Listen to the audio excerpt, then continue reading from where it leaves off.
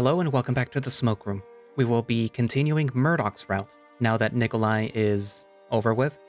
He is the next person that's going to be worked on. This is also a very long update. Like, really, really long. Or at least that's how it felt like when I was actually reading it. Personally, I initially went into it the first time around, like, to read it and see, like, oh, I need to, like, censor this, or I need to remove this, or something like that. But then I kind of got hooked. So, that should kind of tell you what to expect. Insofar as to what it's going to include, it's basically going to start taking place, during the minor riots where the National Guard shows up. But things turn out a little differently. At least, compared to when they did in Nikolai's route. But yeah. Anywho, so as a recap, the Hendrick's Manor is in flames. There is smoke coming from the manor, and this is during Holly Burns' wedding. I believe that's the eldest sister, right? Holly Burns. And it's basically going to ruin her wedding, in other words. And she's not going to be happy about it. And I guess Jim's more or less like, worse things have happened for me. Anywho, but yeah, if you recall though, Jim more or less knows what's going on between Murdoch and Sam, and, between Holly and him, and, the whole arrangement and everything else. And as far as they're all concerned, this is more of a marriage of convenience and not so much a marriage of like, oh, I'm in love with this woman. It's more of like, I'm kind of just marrying you because I like your brother. And I kind of hope that we would have like this sort of arrangement going on. And yeah, things are not turning out the way that anyone wanted. I mean, Samuel has his boyfriend now. He's basically dating Murdoch at this point, and everyone knows it, even Holly. But yeah, like, the poor groom and the poor bride are not gonna get what they want. But yeah. What else? What else is happening? Again, the things that are happening or that happened in Nick's route are more or less happening at the same time as they are happening now. So you can kind of guess on a timeline where things are, So if the Hendrick's Manor is set ablaze, and the miners are currently having to deal with the National Guard, you can kind of guess where this is going to go. Especially if you think back to Nikolai's bad or good endings, more or less what's happening or what's going to happen. So, just keep that in mind. Anyways, but yeah, so without further ado, let us begin Murdoch. Well, no, not begin. Let us continue Murdoch's route. The church doors burst open. We see both Neil and Reuben panting and disheveled with sweat. Fire is spreading from the top of the hill. Top of the hill? Do you mean the Hendrick's Manor? I, wouldn't really know. Close the door. Don't let the smoke in. Reuben shuffles back, closing the big double doors behind them. Of course that man picks today to go up in flames. Miss Burns sighs as Neil passes her, making a beeline straight for Jim. They've shut down the damn trains. We can't get out. Fashionably late for the ceremony, Neil. We thought that we might be missing you. The dog ignores Holly's tone and places his paws on Jim's lapel. His voice lowers to a murmur. Can't you make these hicks do something? Neil's tone is a low growl. What are you even asking of me, Neil? I just evaluate the minerals here. You think that I believe for a second that you have no sway here? I hear Reuben's easygoing chuckle replaced by a nervous titter now. Come now, Jim. That's not like you at all. Surely there's someone that you can talk to. Hard to believe that you can't get the trains running again if you put in a good word or two with some blokes at the station, right? It's just a fire, for God's sake, not a contagion like the likes of the yellow fever. Just because there is a disaster going on doesn't mean that you have to speak the Lord's name in vain in his own house. Gretchen's voice cuts through both of them sharper than any knife could. Reuben's lip curls into a tight sneer. My apologies, ma'am. Jim's friends, everyone. I am not the one who needs an apology, but the gesture is noted. Far worse things have happened to people before they went headless, forsaking the Lord left and right. Father, the church basement should be clean and cool, should it not? I believe Sister Frida tends to it, but I admit that I haven't been down there in years. We should keep the young and the elderly away from the smoke. If the community responds quickly, we might be able to nip this in the bud. You and Alfred are going out there, Gretchen? Obviously somebody has to. Hendrick's Manor is huge. If the fire's not taken care of soon, there will be a lot of smoke damage. You just stay here and relax. We'll fix this. But you're no spring chicken, Han. It's a precarious position to put yourself. I'll be fine, Mother. Your scarf. Thank you, dear. She addresses the crowd as she begins to wrap the scarf around her neck. If any of you think that you have a better place to be, consider going now. If the flames light the whole manor up, the smoke will only get worse before it gets better. I'll be back soon if they don't have this under control. And what about the wedding? Miss Burns blinks as if utterly taken aback. I can't move heaven and earth for you, Holly. If it wasn't meant to be today, then it wasn't meant to be today. Holly goes a bit stiff as Gretchen turns away from her and faces a crowd slowly gathering near the front of the chapel. I know she ain't happy about this, but something about how she just stands there makes me think that she was expecting something to go wrong. As a community, we have to come together to meet this crisis. In the meantime, any able-bodied man should look for a bucket or a pail in case we have to form a water chain. She and her husband slip out of the door. At first, only a few of the guests slips past me, heading for the door. Then they slip past me in the crowded clusters. The sound of their voices growing more frantic as they push past the wooden doors and into the outdoors, where the sky is already pink with smoke pollution. The priest looks more than a bit disoriented when he's nearly trampled by the fleeing guests pushing past him, but he brushes himself off and flicks his tongue while he gathers himself.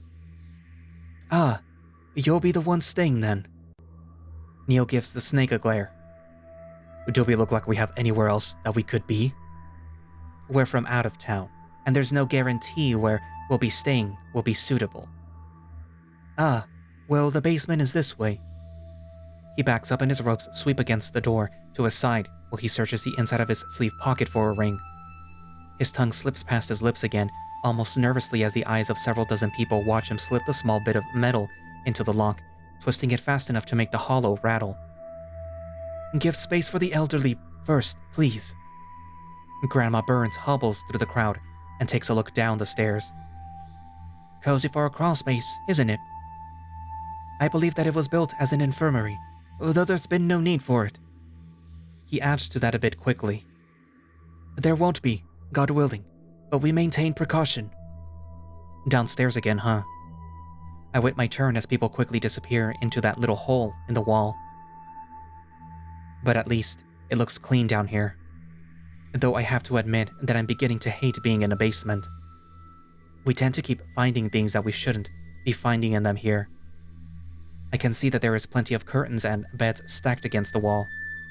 If somebody wanted to hide a trapdoor or cover something up with plywood, then they probably... Sam, you're standing in the doorway.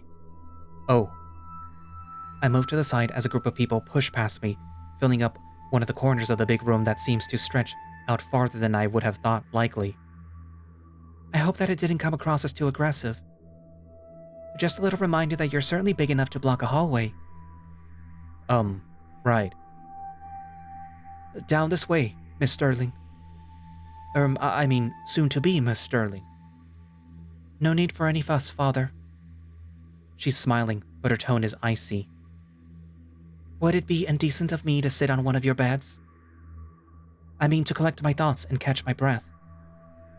The priest assures her that it's no trouble at all as she glides away, the form of her figure billowing like a spirit when it slips back into the dark, but quite hot and burning when the fabric is caught by a sunbeam. Jim, on the other hand, ain't going near her. He's probably done the best that he can do now, gluing himself between his two friends, saying something frantic and hushed. "You seem distracted." I blink and spin slowly in place, checking out the basement walls again. Just entertaining a stupid thought is all. "Stupid thoughts can be funny sometimes." I lean in closer and lower my voice.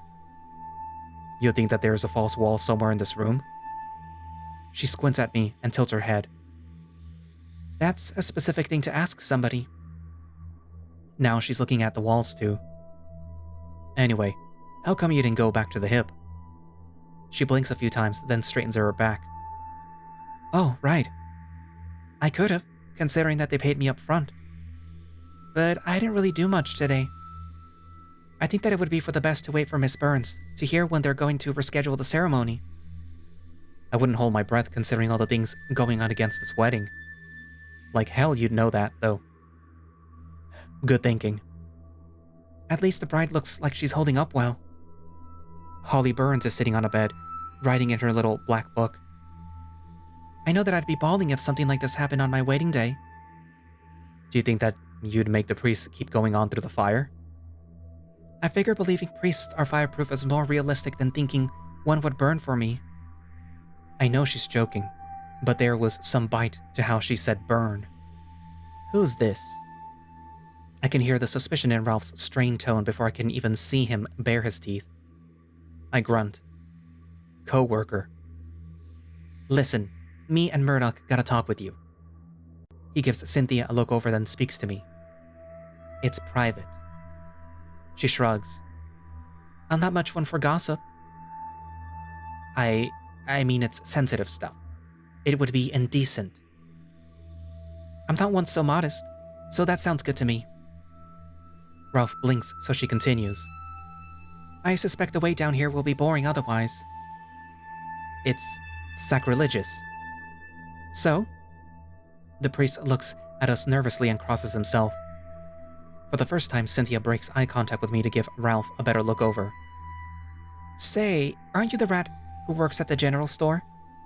Ralph's whiskers twitch. "Might be." "Yeah, you're Scarlett's fence." Ralph gives me a look that seems to be saying, "Can you please handle her?" So I just don't meet his eyes and pretend for a while that he's not looking. "Ralph, what's taking so long?" "Sam's with somebody." "Is that so?" Murdoch puts his hands in his pocket and looks us over quickly. Miss Sosie." "Mr. Burns?" "You wouldn't mind if we borrowed Mr. Ayers for a moment, would you?" She squints and lowers her voice to a low hush. "Well, he's not really mine to loan out, but it hasn't escaped my attention that you've been occupying him for some time the past few weeks." Murdoch chuckles a bit, mussing with his hair as he gives her a practiced smile. "It's just been business." She looks him up and down. "No doubt." He frowns a bit and Ralph smirks. But now that you're bringing it up, you've spent time with my sister?" "Well, yes, both of them in fact." Her brow lifts. "Which did you have in mind?" Well, either if you're feeling amiable enough to discuss your experiences." "Did either of them ever bring up their involvement within the Echo Historical Society?" "Miss Holly isn't much for talking with help, sir." "Right, my apologies." "On the other paw, Miss Dahlia talks plenty." His tail sways slowly. "Does she now?" "She comes across to me as the type who speaks only if she thinks that you're worth talking to, so I am surprised that I piqued her interest." "Did she ever bring up something unusual with you?" "Unusual's a bit broad, Mr. Burns." "Anything of preternatural nature, I mean?" Her expression lightens and she chuffs. Seems like she thought that he had something else in mind. "Oh, you mean seances and the palm readings?" "Now that you mention it, she would sometimes bring up the activities that the Historical Society are involved in. But she didn't seem to put much stock in it. She'd make fun of the crystals and the people sharing their dreams to the ballet music. Miss Holly would pretend to not be bothered, but I could tell that she cared more about that. Murdoch lets out a soft laugh. Right. No. Dahlia wouldn't care much for the parlor tricks, would she? She loses interest in something once she's figured out how it works. But she does talk a great deal about natural phenomenon. Mathematics for the stars and the weather, and various other lofty subjects that I could tell that she was annoyed that I couldn't make heads or tails of. But she did say something once that stuck with me, something that came across as a little bit odd. We're scheduled for a calamity soon. So you know about it already then? If you mean that there are folks who think that a disaster of some form is coming to town soon, I've heard rumors and whispers from paranoid folks all around town, but it's never been specific. Take Miss Dahlia's phrase for example. We're scheduled for a calamity soon. She'd say it on certain occasions, like when her powder slipped from her purse, or whenever she skipped an extra step after catching the toe of her heels on a rock. One day, and it was a Sunday if I recall, she said that phrase again very calmly when I was clearing her drinks. Just know that it was a slow day. We were sharing stories about our jewelry right before it happened. Whatever I said before must have moved her, because she touched my wrist with her glove once I finished. Do you have a place to stay outside of the city? She said. And then I said I didn't. And then she repeated that odd phrase, then pat my paw. You should still take your chances. Get out before the end of summer. The shift in her tone was too sudden for me to take it completely serious, but it didn't seem like a joke when she said it. What the hell? And what did you say to her after that? I just asked her, what if I can't? And she said, well, we'll see. And she never brought it up again since. For a moment, the four of us look around, just to see if anybody else is looking our way, but the groups of people are all wrapped up in their own conversations, and the steady drone makes it hard to hear much of anything from a distance. So, here's my question. Would you be interested in hearing what we think she might have been talking about? Of course. It was quite the thing for her to say and then leave me in the dark about it. How come you never brought this up before? There's a lot of things that I don't bring up. That's not the oddest thing that somebody has said to me at the hip. Murdoch makes a gesture with his paws. Let's start from the beginning then. In City Hall, there is a great deal of information about Echo's manifold troubles. In 1865, there are several mass upsets in the area, but the biggest happened due to the ritual killings of several children of the settlers. Yeah, it's a bit hard not to know about that one. What's particularly scandalous is that the man hung and convicted of these murders, John Begay, was a notable associate of CSCG's original co-owner. Cynthia shifts a little uncomfortably when she hears the name. Some accounts of the incident say Begay publicly claimed that he had an intimate affair with James Hendrick Sr., the grandfather of the current Hendricks in town. But even after Begay's death, children still went missing. Sounds like they might have got the wrong guy. Either that or multiple people were in on the killings. Regardless, Hendrick Sr. along with his social circle were ostracized so severely by the community that they left the state altogether. This had some influence on the collapse of ranching and the trapping industries in the area, and the township's civilian population plateaued once that institutional knowledge had left. Murdoch's expression turns a bit dubious, as if he doesn't expect us to put much stock in what he says next. There are certain accounts in City Hall that a good number of Echo's citizens at the time claimed that their furs and hides had come back to life, hurting or sometimes killing entire families. These weren't just stories. There were legal claims shared by a wide number of unaffiliated parties. According to the records, enough people collectively believed that the event really occurred, such as that no citizens were accused or held responsible for these deaths. So they were all either sick with something, or they were lying. I imagine a little bit of both. I have reasons to believe that there was something else in the environment that made people believe something else was going on. And when a few people act their worst around these already compromised, a few rotten people spoil the bunch. Sounds like what happened with the Puritans. Like how the witches got them? All three of them give me a tired look. They were killing innocent people for the land, Sam. And the Puritans were getting poisoned by the fungus in the rye bread, too. That made hallucinations even easier to spread. My cheeks feel a little hot.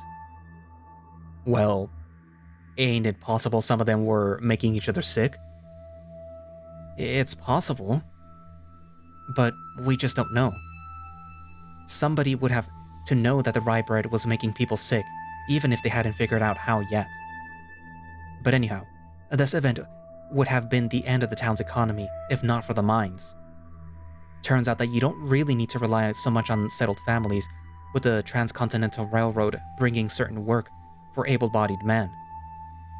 That's partly why women remain lower than a tenth of Echo's population to this day, but it was even lower back then. That model for growth wasn't foolproof, though. City Hall records further mention a mining crew finding a mutilated body in the mines in 1877. What? The second James Hendricks was in charge of the company by then, declaring that the death was merely a workplace accident, a not uncommon necessary evil that we pay for the price of progress. Except that they drew a picture of the body. Why is it bringing all of this up? This worker's hands were completely severed from his wrists. His stomach was sliced open and his intestines were coiled around the spokes of a minecart wheel. He had been tortured to death. The town would not rest until the culprit was found. Why is he looking at me? A Sonoran man named Eustolio Reyes was eventually lynched by the public when they found personal items belonging to the deceased on his person. Did he do it? He claimed innocence, but it wasn't the law that passed judgment. They said that they saw him in their houses at night, taking their things in the middle of the night, breathing loudly while they could see him but couldn't move. He was probably just a thief. What's strange is that they say that there was nothing missing when they woke up. These shared visions were enough to get people to suspect him. Once they found the pocket watch, well, the sheriff at the time didn't think that there was enough proof, and he wasn't much inclined towards violence, so the people lashed out. He's still looking at me. Did any more lurid deaths happen after they got him? If they did, they didn't record them. Or didn't discover them. But just like before, this had an effect on the town's population. The public accepted that there was a murder within the company and exacted their idea of justice. If they had to accept the murder took place, they also had to accept that James Jr. was trying to cover it up rather than root out a killer. People don't much care if hundreds of men get mangled on the job, if it's an accident. But if somebody's playing with your people, and you don't put your foot down, makes you look weak. Y'all sound like you've been comparing notes for a while, huh? Years. By 1890, Echo was hemorrhaging the lifeblood of its population again. Echo wasn't seen as a desirable place to live even in spite of the work opportunities. And you can guess who took the blame. If they wanted to change the narrative, they'd need to change which Hendricks was running the mines. Sometimes I think you're not so stupid after all. Don't be so petty when somebody shows off their best. Otherwise you might not get to see it again. Ralph rolls his eyes. It's true though. James Hendricks Jr. invested heavily into tourism from 1893 until 1910, which more than influenced how things are in town in modern day. He brought in the steamboat industry to take advantage of our natural lake and rivers. Honestly, if it weren't for Hendricks II, we'd both be out of a job. He sold a good chunk of his family land to commercial venues throughout the town at a heavy discount. That's why your, boss built the hip where she did. It was a good business. Yeah, just like you. The school wouldn't be half as impressive today without Hendricks Jr. investing in heavy renovations. There weren't even seats in the auditorium when his father owned the mines. But to get what my sister was telling you, I think that she meant that we've had it too good for too long. We've had it too good, huh? Sounds like the words of somebody who's lived a charmed life. Murdoch bites his lip. What I mean is that things can always get worse. His eyes turn to the columns of light in the basement window, casting the shadows of thin smoke on the walls. Judging by what's happening right now, I think it's best to assume that they will. It's not every day that the town's biggest structure catches on fire at one of the most inopportune moments.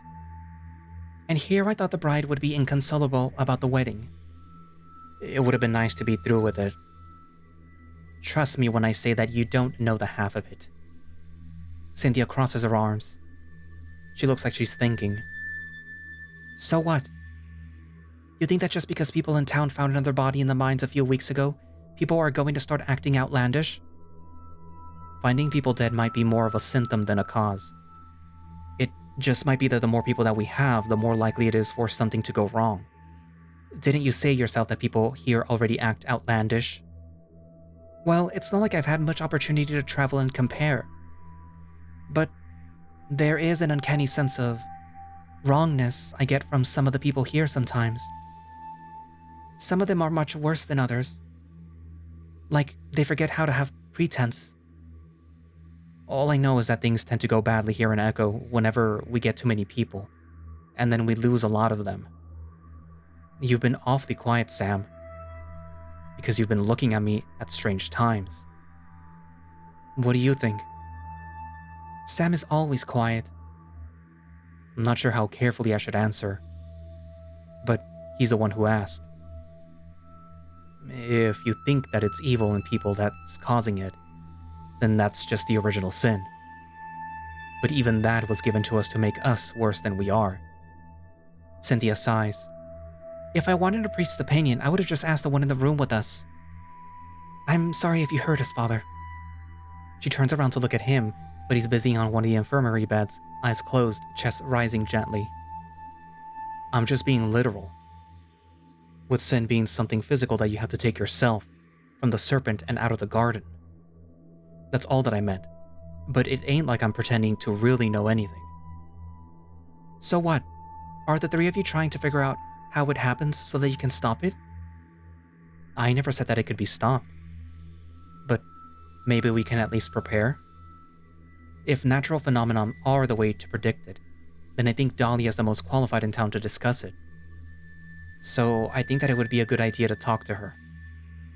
Especially since she isn't here right now, and she was supposed to be Holly's maid of honor. What about everyone else down here? Certainly don't want everyone else to think that we're crazy if we already suspect them of going crazy. I meant that we could ask them what they think if we do have to get out of town.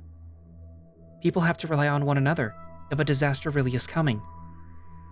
I don't mean to state the obvious, Mr. Burns, but if your other sister believes in this stuff too, wouldn't it make sense to compare notes with her? Murdoch seizes up a little. I can talk to them. I don't mean any offense, Sam, but do you really think that you're the best person to? Considerably. Sometimes you can understand things better when you're less attached. She looks at mine, then at Murdoch's, then Ralph's expressions. Maybe so. I can tell that she doesn't really believe in what I said, but she's definitely picking up that there's something else going on. Who should I talk to first? Let's talk to Holly. She sits there on the infirmary bed, gauzy white, splotched in crimson, sprawling out almost like a cobweb caught in the corner. Her wrists move quickly in her little pocketbook. Those scribbles hold all the attention of her gaze, none given to me. But she speaks first when I approach. Thought about my offer some more? Bit late for that, ain't it? Her quill doesn't stop. And how do you figure that? I need to answer her carefully. Very carefully. Folks are a bit helter-skelter, what with the fire and all. There's talk already about how to get out of town quickest. Weren't you already trying to get out? Not much point in getting out if I'm sent straight back a week later. No, this needs to be tidily done. And you're anything but tidy, Mr. Ayers. I hear her nails click against her quill. It ain't my fault what's happening. Echo ain't so tidy itself. Well said. She sneers a bit and starts writing again. So I clear my voice and shift the weight from my left paw to the right. I figure that it might be worth asking if you know anything about how much time we have to get out. I won't waste either of our time if you don't. The quill stops again. She snaps the book shut and tosses it on the bed. We have no reason to be enemies, Mr. Ayers, but there's simply no reason to trust you. Granted, we're stuck down here and have some time to kill, and I'm quickly running out of people to talk to. So be it then. I'll cast what I know, pearl drop by pearl drop on those thick, thieving shoulders of yours, though I doubt that it will inspire anything in a creature like you. She adjusts herself and leans towards me. Have you ever loved Mr. Ayers? That was sudden.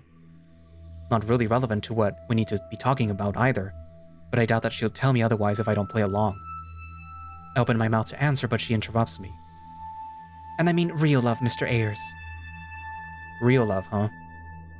A pure love, not a mere pimp's love for his assets. And what's that supposed to mean? You aren't so sly. I know where you work. There's only one reason why Dora needs muscle like yours in a business like hers, and I won't accept any further smokescreen. Upon my employment, the madam did mention part of my contract required regular exercise and the upkeep of my bulk. As a deterrent, was what she said. But she's fetched me to break up a brawl or tossed out a drunk once in a blue moon. William had always handled things preemptively when it came to uglier matters. But I wasn't supposed to know about those. I'm not sure if I should correct her about the pimp accusation, considering she's the last person that I'd like to know about my personal business. Or my proclivities.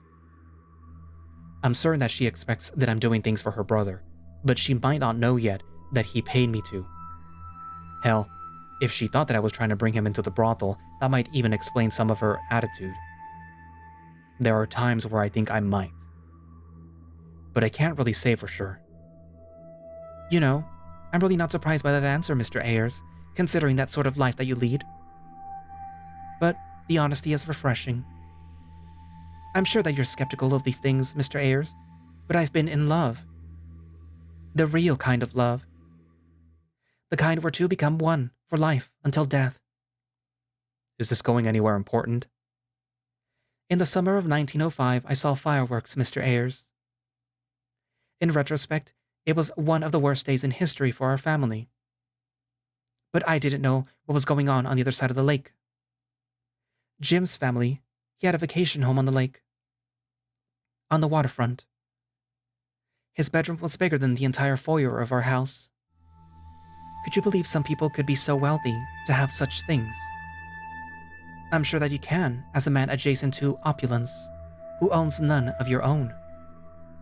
Is this conversation about love, or is it about money? It's obviously not about the money, but naturally this world overwhelmed me. An entire bedroom to himself, bigger than my house, when I shared my own with my brothers and sisters, swept me off my feet. And it wasn't a sad, sorry cave like the Hendrick's place on a Friday evening. Live music by the waterside, and drinks that you paid for the pleasure to taste rather than getting more comfortable with the practice of keeping quiet. Though I figured out early on that the way that I experienced Jim's world wasn't at all how Jim got to experience Jim's world. See, there's something that you should know about Jim and his world. People like you and me might experience luxury as a fleeting comfort. People like Jim experience luxury as a display of their power. He's not allowed to like those earthly pleasures. Not like those muddy families who dry up after a generation or two, here just long enough to muck things up before drying into dust before the turn of a century. No. His mother and his father stamped that out of him early on. Or at least his tendencies to show it. You see, Jim hates it when people know that he cares about something too much. So you can imagine how I felt when somebody like that couldn't hide that he wanted me. Jim is so good at faking so many things. But he wanted me with a hunger that was impossible to fake. Can you possibly know how it feels when somebody from a world like that can't hide that you're the one that they need? It's the kind of love that feels like it could break your own body. She almost sounds like me when I used to think about Jack. I hate that part of me. What does any of this have to do with the calamities? Because the moment something feels too good to be true, here, disaster. The boy who wasn't really allowed to love things became the love of my life on July 4th, 1905. The next morning, my little brother was dead. I'm sorry. Your brother's name was Seamus, right? The corner of her mouth tightens, as if I didn't have the right to say it. That's an interesting fact about my family for hired help to simply know. That event changed the course of all of our lives forever. Even today, when I finally have the opportunity to change my course, this pissy little hole in the ground won't have that. There was a time in my life where I think I was more like my sister. Methodical. Logical. By the book, and invested in the sifting through the ugly architecture of this land's corpse. I even got Jim interested in fossil research so that he could get me easier access to the rock, but he unfortunately developed a genuine interest in the chemical makeup of calcified dirt. I, conversely, stopped taking so much stock in science. Science says that the land with which you walk on shouldn't have the capacity to hate you.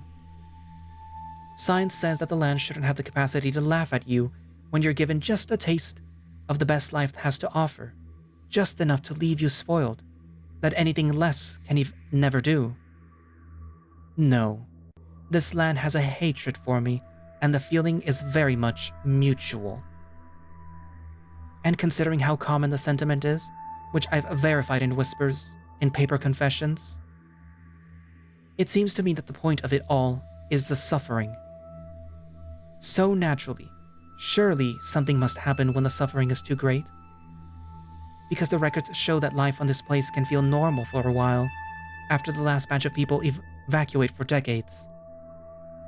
If that's how it really works, and somebody knows that's how it works, they may be incentivized to make others suffer more quickly.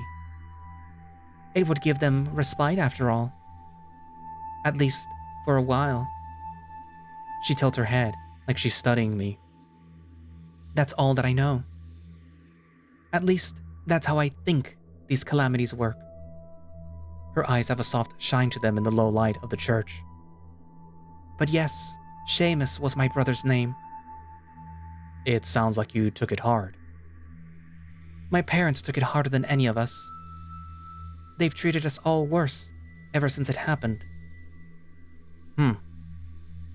How what? Not a whole lot. It just sounds to me like you're more resentful about how they treated you than you are of your brother dying. It doesn't take too long to get over any tragedy when somebody loves you in a way that I was loved. Do you think that sounds monstrous? Maybe just a little bit.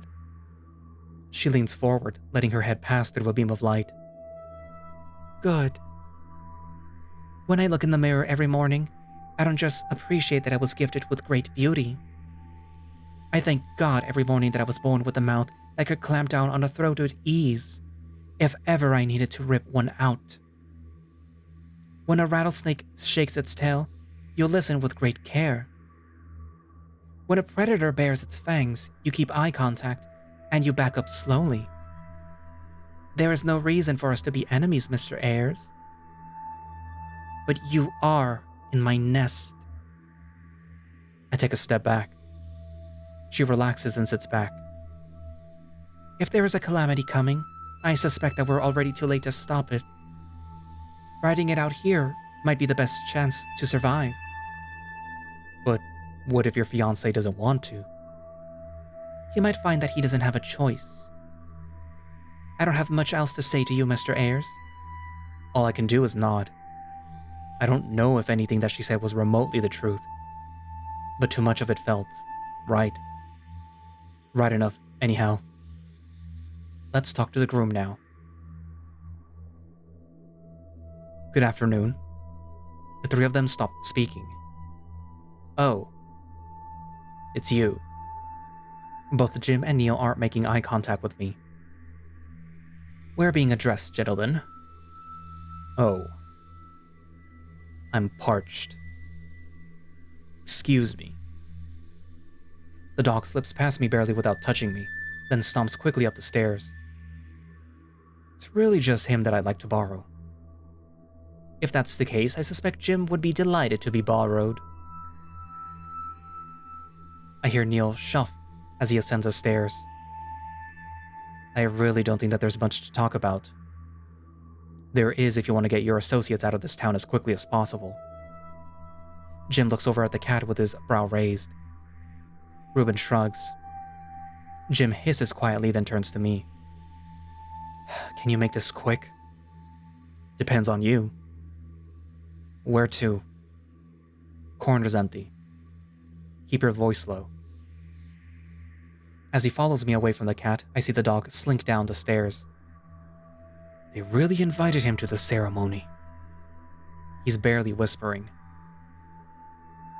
What do you want? Do you care about him? I jerk my head at Murdoch in the opposite corner, who looks deep in conversation with Ralph and Cynthia right now. Of course I do if he's going to be, family. You know that's not what I meant. No extra secretive bullshit while we're whispering in the corner. No. That makes things easier then. He's mine. Excuse me? You heard me. He's not your problem anymore. Don't be an idiot. You know about the photos. We destroyed them all. Holly doesn't know. You're free. But the trains, we can't. We'll work out that situation with the trains later. Now that you're off the hook, there's no reason for you to stay. But what about... He's looking at Murdoch again. Now don't you worry. I'll make it so that you won't ever have to see him again. Now, if you meet me outside in 10 minutes, I know a place that you and your fellas can squat safely until the station is open again. Jim hesitates. What's the matter? In truth, I don't see the point of splitting up if we're going to go to the same destination. Who says that we are? If the fires get bad, there's a call for evacuation. Holly's brother hasn't wronged me.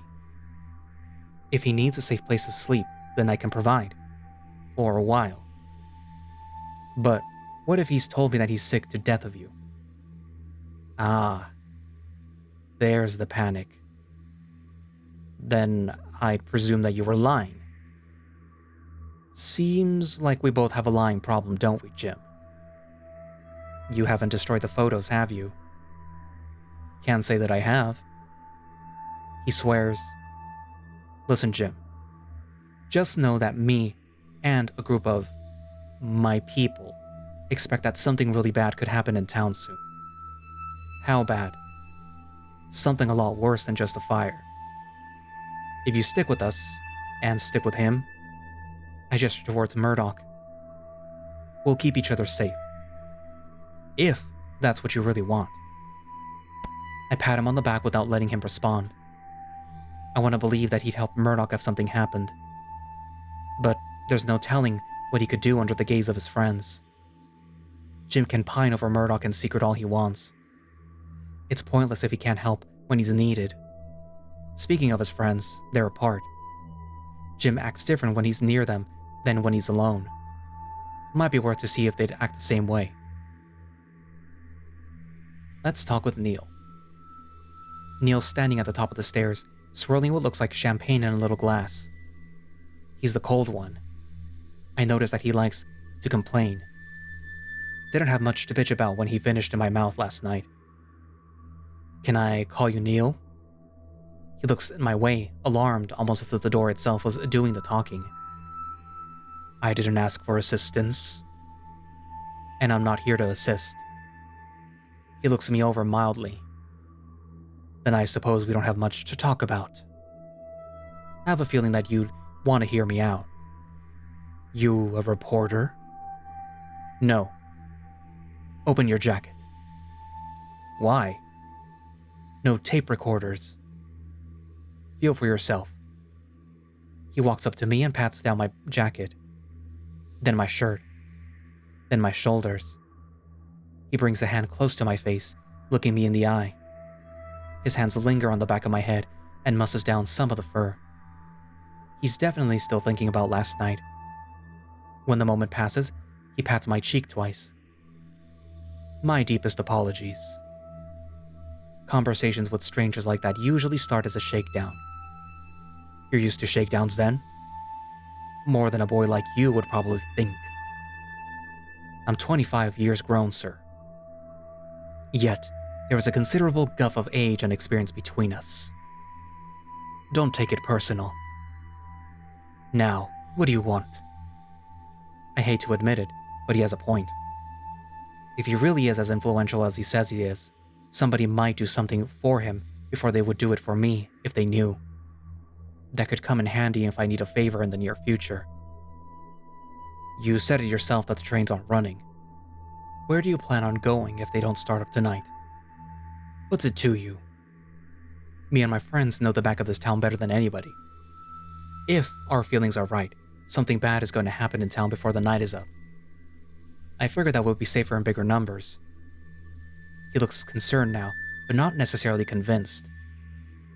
A strapping buck such as yourself should be able to take care of yourself. Why are you interested in traveling with somebody like me? There are certain kinds of people who'd want a senator to remember their name if they were in a pinch. He looks me up and down, slowly. And there are certain kinds of people who'd love to see one bleed. You'd protect me then? Not unfamiliar with that kind of work. He sidles up close to me. You're certainly familiar with work. You give proper service. He delivers that line like he's speaking to a soldier. The only hint of joy in the statement is a sly smile on his face and the smell of excitement on his neck. He rubs a whisker on me before he pulls back, still smirking. I'd wait to see what my associates think first. If you hear from me again, you'll know what conclusion we came to. I see the cat standing near the center of the room. He's the last one to approach. Hello again? Oh. I hear the contents of his drink splash on the floor. Ah, it's you. Yep. You know, my boy, you're surprisingly quiet for a man your size. I'm accustomed to it. Well, with the footwork and the parlor of your fur, it wouldn't be difficult to think you an evil spirit. My fur? Yours is whiter than bleached baby powder. Yet you seem to be the one haunting us at the moment. You were a lot nicer last night. Are you unnerved by my first parlor, or is it just that you didn't expect to see me again? I certainly didn't expect to be talking to you ever.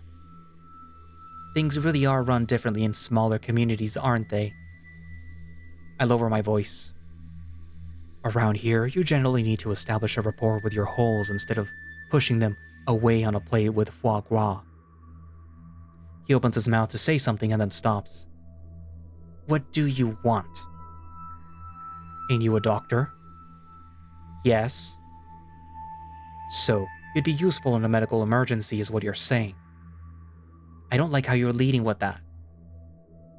Is something going on that I should know about? Probably. He lifts his brow. Probably? Has Jim's fiancé ever brought up anything that you would call the calamities? I don't talk to Jim's fiancé. That's probably for the best. Okay. I close my paws together. Folks in this community believe that there is a cycle of bad things that happen ever so often. Superstitions. More like patterns without explanations. Yet. It's supposed to make people act reckless for a while. Do these people also mention attacks from spirits? I think so. Are you It's my turn to blink. No. Then be more mindful of your stories, especially considering your means and your line of work. What if I put it like this? If enough people believe that they had an excuse to act their worst, what if they collectively seize that opportunity? Is that easier medicine to swallow? Doctor? It's at least in the realm of believability now. You have reason to believe that this will happen soon. The manor is too big for the community. There's no way the people in town would take this other than as a sign. He looks to one of the glass basement windows where the sky outside is growing a darker pink. Calamity or no, smoke inhalation is harmful. I don't think that Jim or Neil would disagree. An alliance is in our best interests. I'm glad that you think so. Just clean up your presentation when you next extend our arrangement to further parties. Criticism taken. That's the last of them then. I take another look around the room. There's people that I don't know who I presume are workers from the school, friends of the family, and there's also the sister with a stern face who's circled by a concerned group of people. Then there is a nervous father looking over his pocketbook who doesn't look too thrilled by the idea of talking to anybody right now. I'm not fond of the idea of traveling with Catholic clergy considering the nature of me and my companions so far. Come here to me, Mr. Ayers. I hear her before I see her. Murdoch's grandmama. So you slinging yourself between grandson, my granddaughter, and her hubby-to-be. Want to tell me what's the crack? Hope nothing naughty, as it does nobody a bit of good to go effing and blinding in a church, even if it's just the basement. I don't know what the hell she's saying to me, but I start talking anyway. I think your grandson mentioned once that you think that there's something wrong with Echo, yeah? There's something wrong with everywhere, eh? Especially in this country. But it is particularly bad here. Bad how? When people aren't content in your community, there's just no genuine sense of communion. They spend all their time withered, knackered, and acting the maggot just to put their minds off how bad things are. And that's just grand until it isn't. And then all of a sudden, everybody else's problems you've been ignoring will become your problems. It's simple enough if you aren't a complete spanner. Sure, look, the trouble is that it's very hard to solve even the easiest challenges with your brains all banjaxed from being too poor, too hungry, and too tired all the time. It's a hard life out here. Lord knows it didn't have to be. Murdoch mentioned that she believes in spirits. This might be the last moment that I have to talk with her about that. Sorry if it's too personal to ask. But do you believe in evil spirits? Ones that walk this earth, I mean? Of course I do. I call them the tax man. Of course she's making fun of me. Don't worry, laddie. I'm just taking the piss. My answer is that if you're a Christian, you do. At least a proper Christian. The good book leaves no ambiguity on who holds dominion over the earth, so who knows what sorts of access the most manky of things in creation have to all aspects of our lives. But if you're not a man who prays, she taps her noggin. There's far older ways than the ones of Christendom that acknowledge the dangers of spirits. Do any of those ways talk about how to protect yourself? Well, that's easy. You avoid it. You don't go pissing off things greater than yourself in the first place. Trouble is, as far as I can tell, the people here care nary a whit for who they offend and why, and treat offenses like an invitation more than a warning, and go on making it a competition. What goes on here feels far beyond standard offense. So, how exactly does a man cause offense? She leans a little close to me, lowering her voice. So, who'd you kill?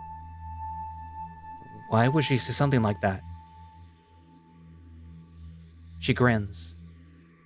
Just taking the piss again, laddie. Your business is your own. But really, there's all sorts of ways to piss off spirits. Sometimes you'll find yourself in a place that you shouldn't be, and they don't much like that. Others take offense just to be seen. They often don't have to be the reason for a spirit to do you harm, or even disrupt your life for the worse out of sheer playfulness. Mortal babes can be proper bastards when they play with the various creatures they find in the garden bed, and some spirits are said to tear strongest men apart in seconds. She shrugs her shoulders. The idea is much the same. Who knows if a spirit can understand even its own power? Then, how can somebody protect themselves after a spirit is angry? Granny Rowan whistles. There is often mention of iron chains or baubles made of silver. Though, that didn't offer much succor for the USC cities, so I can't say with some certainty your troubles here don't come from offended brownies or your cantankerous variety of garden pixies. When a spirit is very old and very spiteful, sometimes there isn't very much that you can do at all. Though sometimes, when a thing is so powerful, the best that you can do is humble yourself and make yourself small, then just go about your life. They might just overlook you or forget you. You don't strike me too much as an arrogant man, Mr. Ayers. That alone could save your life. Sounds to me like you're saying that there's nothing that we can do when we have bad luck. Sometimes luck is bad. Though I didn't say that you can do nothing. There's one more thing that you can try, though it's by far the riskiest. And what's that? Find out if your spirit likes to take the piss. If it's playful, it can be fooled. If it has a sense of honor, it might even respect you if you fool it. This, of course, only has a chance of working if you have a good sense of guile. Great. So I am completely fucked. What if I told you that I thought whatever thing or things that have been making things hard on Echo might be about to make it a lot worse? I suppose that I'd have to say that you might be a bit slow on the uptake, laddie. But it's best to start late rather than not at all, I'm sorry to interrupt. No need to be sorry, love. He got me started on the other world, and it's all that it took to turn our exchange of couples into an epic poem. I hope that I didn't rob the both of you from writing the next tie-in. I know you're picky with your conversation partners, Grandma. You're getting too cheeky for your own good. Keep teasing me, and you'll see just where Maeve aims her wrath in the rewrite. Marvelous. What I mean to discuss is that it's been somewhat longer than half an hour. Mother and Father would be back by now if they weren't held up by something. The sister whispers something to the priest. My brothers and sisters, if I could have your attention. It would appear that the conflagration at the Hendrick's Manor, rather than receding, is only getting worse. I would advise that you head for downtown as quickly but as orderly as possible. You're kicking us out. Those who would like may stay with us for as long as they wish, though I do not advise it, as we are one of the closer buildings to the active hazard. I myself may not be staying due to my poor tolerance of harsh airs, though Sister Frida has volunteered to await the return of Mr. and Mrs. Burns. The fortunate news is that if you are a visitor here, there are ample lodgings throughout the downtown. A phone call sent from Mayor Testament's office also announced accommodations at City Hall for those who need it. Noises from the crowd starts like a slow trickle of water from the faucet, then builds into a roar of a torrent. Neil and Ruben asking why the mayor didn't mention the station. Holly asks why neither her mother nor father have called yet. An older woman worries about her family's proximity to the smoke. There is a small tug on my sleeve. Cynthia clears her throat and raises her voice. I think that settles it for us. We should go back to the hip for now, Sam. You have rooms there, don't you? Cynthia looks taken aback, suddenly addressed by the dog standing close to us. There is usually something free, though the cheap rooms are usually taken without a reservation. Money won't be an obstacle. That's what I love to hear. I'll be going with them as well. He's looking at me as if this is a declaration, though a quick glance tells me that it's more like he's asking permission. I nod, just barely. They're all being agreeable-like with the plan. Do you want to come with us, Murdoch? Ralph? I need to know where Grandma will be going first. I'd like to know that as well. I hadn't realized Holly had gotten so near to us. It's my responsibility to watch over her. Murdoch's grandmother sighs. As much as I don't want to come across as cheap, I think that it would be foolish to not stay at my daughter's house since she's downtown anyway. Also, there's the most likely place my other granddaughter will be. My and Ralph's apartment is close to the Segura's hip as well, so we could rendezvous at the hotel and sleep at our own place when it gets too late. Shouldn't we all just wait a little longer to see if Mother and Father are coming back? I'm starting to worry. I don't think that it'll make much of a difference, love, but we can wait just a little while longer if you'd like. Normally, I would think that it's a bad idea to split up in a crisis, but it's apparent that Holly is trying to establish distance between the two of us. I think that it would be a bad idea to push back. Please go out slowly, one at a time, so not much smoke gets through the doors. Everybody huddles close, squeezing against one another and the walls as we ascend the basement stairs. As requested, we leave one by one. The moment that I go outside, my eyes start to sting and I lift my shirt. It takes a good 5 minutes of walking to get away from it all. So that's where I'm going to leave it for today. So, in the first part, we basically spent it in the basement of the church because, I mean, there really wasn't anywhere else for them to go, and they were trying to see if things were going to settle down and maybe the wedding was going to continue. Unfortunately, it didn't. Unfortunately for Holly. Probably a good thing for Jim because, like, he kind of didn't want to be there. He didn't want to go through with it.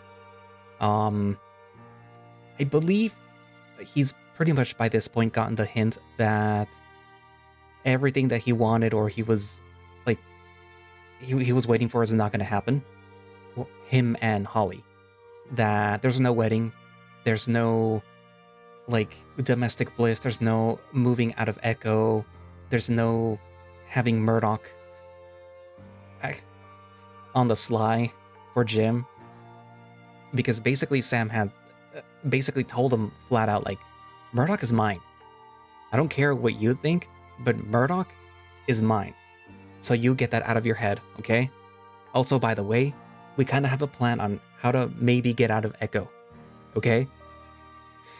Aside from that, though,